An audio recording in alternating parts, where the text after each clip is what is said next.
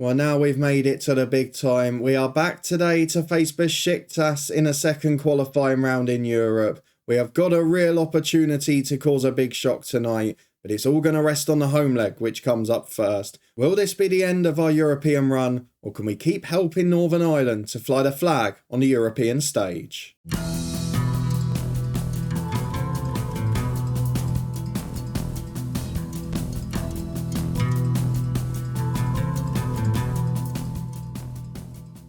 Yes, hello and welcome along to part 62 of Lifting Spirits with me, Daniel. This is pretty big, isn't it? It's Distillery versus Besiktas in our second ever European tie. We did make it safely through, and today we're up against Valerian Ismail's side. Besiktas, a couple of real players, a few greyed out ones. Again, it's not one of the leagues that's loaded, but even those greyed out players are far superior to ours. So we'll see how we get on against them. Anything is a bonus on the coefficient front now. We've made a bit of money. We've got through a round. We've built our coefficient up a tiny bit. If you're looking forward to seeing how we get on against much stiffer opposition, then please do put a thumbs up on it. Nobody scored more than a goal yet so far. However, last time out, we did manage to back up our 3-0 away win that you saw on camera with a 2-0 reverse victory against Valmera. A brilliant result as Daniels and Ampardi scored first half goals. Neil Kane did play in goal. Both of the new centre-halves came in from the start, and we got Barry Bagley his debut off the bench, and Robert Burns came on as well. So lots more players getting introduced. We're gradually building up. We then played a friendly on the Saturday for all of those that hadn't featured in pre-season yet, and they got themselves a 6-1 win. I'm actually managing both at the moment, which is making it a bit trickier. But fingers crossed with our squad built early, we can do well today. And the good news that we've got off the bat is that Thamindu Piwate, the man who we signed late on, he is available for this tie. We couldn't register him last time out because Varma was more important and you can only name one replacement per round. So Piwate comes in this time. Few players dropping out now, which is tricky. And we've still got to trim this squad if we want to meet the registration rules, particularly when it comes to the domestic football. I'm not so worried about Europe because we'll be out soon. Don't worry about that 11 showing there. It is largely what we played last week in the friendly. So we're not going to have to worry about that team going out. But let's go and get through to the fixtures. Let's pick our team for Besiktas. Quick update as well. Ballymena United playing Olympia of Slovenia. I'd argue they've got a chance. Larn away to Bulgarian side CSKA Sofia. They've beaten bigger teams so far in this save. And I'm not sure how Linfield have been getting on. Should we go and have a quick look? Linfield have been in the first Champions League round. They won. They look like they're going out in the second one to Derry City. But that does mean they would only need to win one more tie. So that first qualifying round win does seem to have put them in good stead. So hopefully another side in the Europa Conference, maybe two again this year as well. Is that going to be us? Well, it's highly unlikely with Besiktas the opposition. A few players unavailable anyway. Latifa, Dobbin, McGill all out of the squad for this one. So let's go and pick our strongest 11 and we'll be back in a minute to run through the team. Well, here is the squad for today and let me give you a couple of updates with it. First one is that Sean Moore has rejected the move to Glentoran. He is still here with us. He's still asking to leave. But even though he wanted to go, he's not happy to move to Glentoran, which probably says a lot about the state they're in.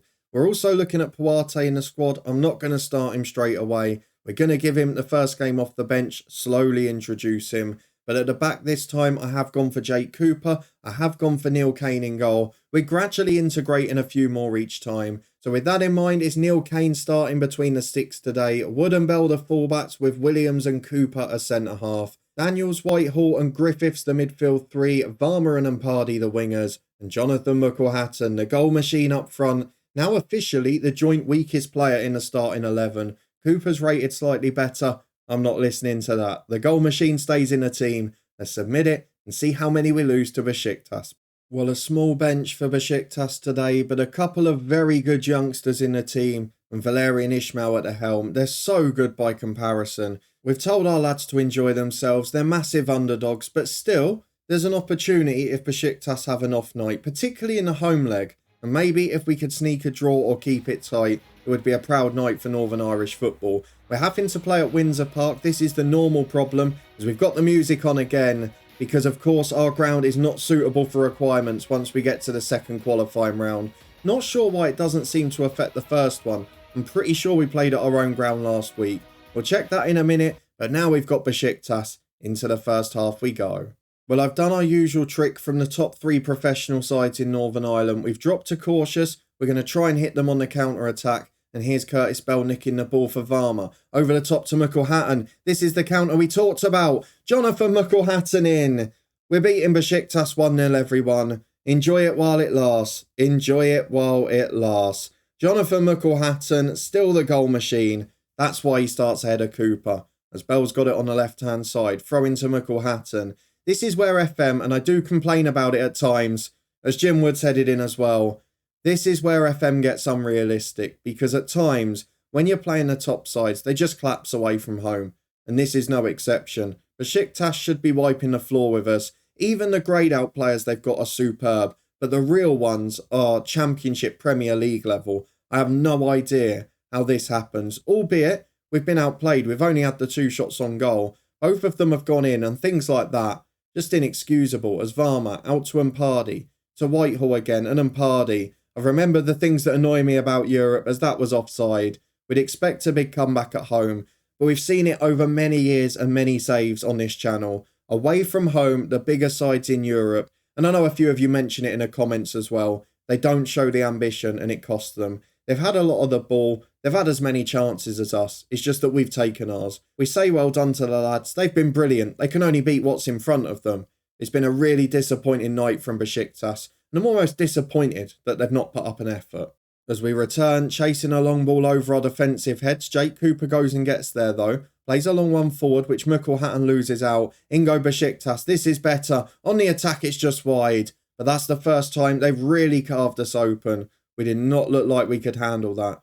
Can we get the Europa Conference League scores up? Not sure why we're seeing friendly ones. As Daniels puts the corner in, Cooper's made it 3. I mean, I don't know what to say. It's a Besiktas side that is not being competitive. And this is not what would happen in real life. I'm pretty sure of that. Let's tell the centre-half to close down their star striker. Let's get the Europa Conference scores up. More importantly, how are the others doing? Lana 3-1 up. They've been brilliant. Ballymena are 0-0. So maybe we're going to start to push. And to be fair, we've got a very good team now. I believe we're not far behind the top 3, but this is silly against Besiktas. I couldn't load every league because the game wouldn't run, but I've added in most of them. I've added in your Germany, your Spain, your France, Netherlands, all of that sort. So hopefully we won't have too many shocks. There's no suggestion that anyone's struggling. So why change a winning team? It's 3-0. We'll enjoy it while it lasts. We've been clinical in front of goal, and we've committed a lot of fouls, which I like to see, as Cooper wins the header for Whitehall. Again, they're so defensive. Why are they playing 5-4-1 against us? McElhatton's in. He's put it wide of the post. And with Mpardi being one of the more average players, I'm going to bring Puarte on for his debut. It's a day for him to come and enjoy himself. The counter-attacking style has worked. And if we're being honest, we've absolutely blitzed them. We've got 10 to go. I'm going to make some changes now. Wood at right back on a yellow card. On comes Harvey Jones. Ben Williams will go over there as the fullback. We've also got Morgan Griffith struggling. Barry Coffey will get a run out for him. Who else can we take off? Cooper's struggling, but I don't really want to change him. He's been brilliant. McElhatton's not played that well despite scoring, so Cameron Cooper can come on up front. And the final change will save to time waste at the end. But this has been beyond my wildest dreams. It's silly. It probably shouldn't be happening. But you can only beat the challenge that's in front of you. And my word, are we doing that? I'm going to take Whitehall off in midfield and give Robert Burns a little run out. Only a couple of minutes, but boosts his confidence. Besiktas, pathetic. At home, they better be better than that. Larne have got a 4th there going through. And although I should be delighted, it's been a wonderful performance. But it's creeping up the same issues with the sides away in Europe in FM. I know we've seen Turkish sides traditionally struggle on the road. But to this extent, I don't think so. 3-0 Lisburn Distillery. Back in a minute for the second leg. Well, let's see if the Turkish side put up a better fight at home, shall we? We are back for the second leg a week later. And I've got to show you this because I want to get a little bit of perspective on what we're dealing with here. Obviously, they've lost to us 3-0. They lost to Villa in a friendly last week. But look at last season. They got through in the group stages of the Europa League. They beat some pretty poor sides in fairness, but they did lose narrowly to United. They put up a fight, albeit away from home their results weren't great, but I would suggest that overconfidence is what's cost them there. The year before they weren't in Europe. The year before that, they got to the knockout round of the Europa League again. They beat the likes of Groningen, Marseille, Hajduk split away from home. What on earth is going on? I just don't get it. They beat Copenhagen in the playoffs that year. Lost to Leicester on penalties in a round of 16, 3 years ago now? So either their team's declining very quickly, or since then, something has gone very wrong. It must be complacency, because Leicester are a top Premier League side. How on earth would they be competing with them? Kasper Schmeichel's manager. There's an interesting one. Let's get through the tactical meeting though. Into the second leg. We're going to play on the counter still. A similar setup to last time. 25,000 fans in might make a difference. Let's see the lineups for today. I think the only one I'm tempted to make is perhaps bring in Puarte on the right. And I'm gonna give him a debut out there. The rest of the team will stay the same, as will the squad. No transfer news at the minute. It's all going very smoothly. I'm excited about this season. But if we get through this one with another win, I might start to think something fishy's going on. Because there's something else to bear in mind here too, by the way. If we get through, Besiktas were a seeded side for the third round draw. So while it won't be an easy game, it will be an easier game on paper than Besiktas. And here are the teams again. It doesn't look too different in terms of the starting lineup for Besiktas, but maybe they'll be more aggressive. Maybe tactically they'll be a bit better. They've got a good manager in Ismail as well. It doesn't really make sense. Let's go and get through to the first half though. We're away in Turkey. It should be a very different experience. We're going to drop to cautious. We're going to enjoy the music. And hopefully we'll do well in the first half.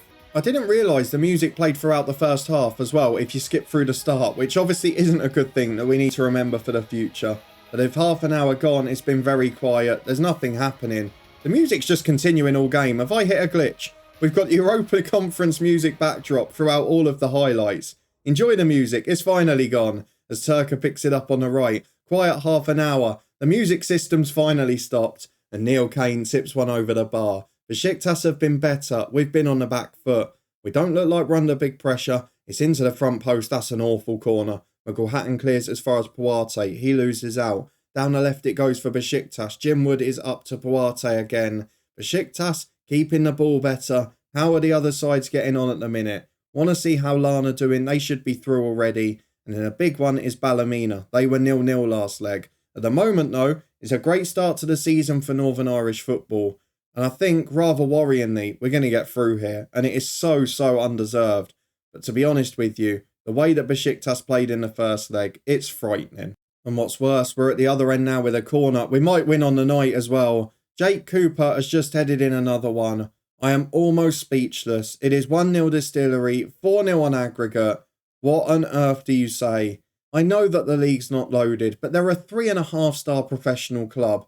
They've been in the last 16 last season. They've got a good team. They've got some really good young players. What on earth is going on here? It's something we've seen oh so many times in FM. And again, we've got to this stage in European qualifiers. It happened in the Bangor save as well, where I'm actually getting frustrated at winning big games because it shouldn't be happening this early. It's actually a problem for the save if we go another round, because it's showing a progression that just isn't realistic. So let's go and get down to the substitutes in a minute. Just want to see the other scores while it's loaded. Lana 1-0 up on the night. They're going through.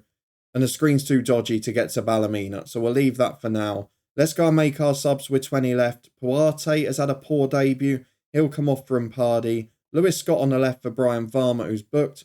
McElhatton off for Cameron Cooper. And then further back, Daniels replaced by Robert Burns. And Ben Williams replaced by Harley Jones. 5 changes made. It looks like we're going through. And although it's a Besiktas corner, although they might win on the night, I doubt they're getting 3 more goals here. They head one just wide at the near post there, and it remains level on the night with 15 remaining, as it's a free kick for Besiktas, who at last starting to show a bit of attacking intent here. But they lose the ball in the middle again, and Cooper goes wide to Impardi. Lovely ball through to him again. Cameron Cooper's in. Oh, it's a good effort, straight at the keeper though. He goes through 1-on-1. It's a great run. He just couldn't quite time the finish. Thought about dinking it, but didn't get the height. And Besiktas been the better side on the night. But it looks like this is going to be comfortable, as they've got a goal kick again. Hopefully for their sake, they can at least get the winner tonight. We're already through. They're not getting back now, as they go into the box here with Tafen. A cross goal, that's class. That's what we expected to see more often. Carved us open down the channels. Lots of attacking runners.